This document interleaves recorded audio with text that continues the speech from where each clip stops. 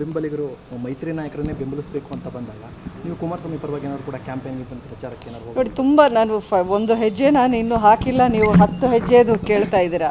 ಇವೆಲ್ಲದಕ್ಕೂ ನಾನು ಕ್ಲಾರಿಟಿ ಮಂಡ್ಯದಲ್ಲೇ ಕೊಡ್ತೀನಿ. ನಾರಾಯಣಗೌಡರು ಕೂಡ ಒಂದಷ್ಟು ವಿಚಾರಗಳ ಬಗ್ಗೆ ಮಾತಾಡಿದ್ರು ಮೇಡಮ್, ನಿಮ್ಮ ಗಮನಕ್ಕೆ ಇರುತ್ತೆ ಅಂತ.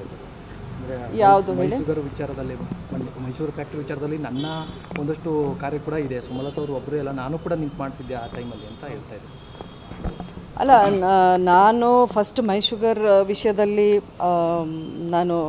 ನನ್ನ ಒಂದು ಪ್ರಯತ್ನ ಆರಂಭ ಮಾಡಿದಾಗ ನಾರಾಯಣಗೌಡರು ಇನ್ನೂ ಆವಾಗ BJP ಪಕ್ಷಕ್ಕೆ ಸೇರಿಕೊಂಡು ಇಲ್ಲ, ಮಿನಿಸ್ಟ್ರು ಆಗಿರಲಿಲ್ಲ. ಅವ್ರ ಪ್ರಯತ್ನ ಅಂದರೆ ಅವ್ರ ಸಪೋರ್ಟ್ ಇದ್ದೇ ಇದೆ, ನಾನು ಅದನ್ನು ಇಲ್ಲ ಅಂತ ಇಲ್ಲ. ಎಲ್ಲರೂ ಸಪೋರ್ಟ್ ಮಾಡಿದ್ರೇ ಅಂಥ ಒಂದು ದೊಡ್ಡ ವಿಷಯ ಆಗೋದು.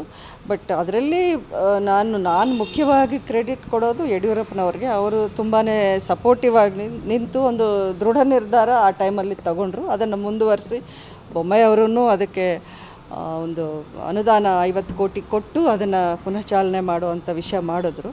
ಇದರಲ್ಲಿ ಎರಡನೇ ಮಾತಿಲ್ಲ. ಮೇಡಮ್, ವಿಜೇಂದ್ರ ಅವರು ಬೇರೆ ಆಫರ್ ಕೊಟ್ಟರು, ಭವಿಷ್ಯದಲ್ಲಿ ಅವರಿಗೆ ಒಳ್ಳೆ ಇದಿದೆ ಅಂತ ಹೇಳಿದ್ರು ಮಾತನಾಡುವಾಗ. ಈಗ ಈ ಸೀಟನ್ನು ಬಿಟ್ಟು ಬೇರೆ ಏನಾದರೂ ಆಫರ್ ಕೊಟ್ಟಿದ್ದಾರೆ? ಅಲ್ಲ, ಈ ಸೀಟನ್ನು ಬಿಟ್ಟು ಬೇರೆ ಆಫರ್ ಅಂದರೆ ಲೋಕಸಭಾ ಸೀಟ್ ಬಿಟ್ಟು ಬೇರೆ ಏನಾದರೂ ರಾಜ್ಯಸಭಾ? ಇಲ್ಲ, ಆ ರೀತಿ ನಾವು ಮಾತಾಡೂ ಇಲ್ಲ, ಆ ರೀತಿ ಕೇಳೋ ಅಭ್ಯಾಸನೂ ನನಗಿಲ್ಲ. ಆ ರೀತಿ ಕೇಳಿ ಪಡ್ಕೊಳ್ಳೋ ಒಂದು ಅಭ್ಯಾಸ ಇದ್ದಿದ್ರೆ ಆ ಕಥೆನೇ ಬೇರೆ ಥರ ಇರ್ತಾ ಇತ್ತು. ಇವತ್ತು ನೀವು ಇದನ್ನೆಲ್ಲ ಕೇಳ್ತಾನೆ ಇರಲಿಲ್ಲ ನಾನು ಮುಂದೆ ನಿಂತು.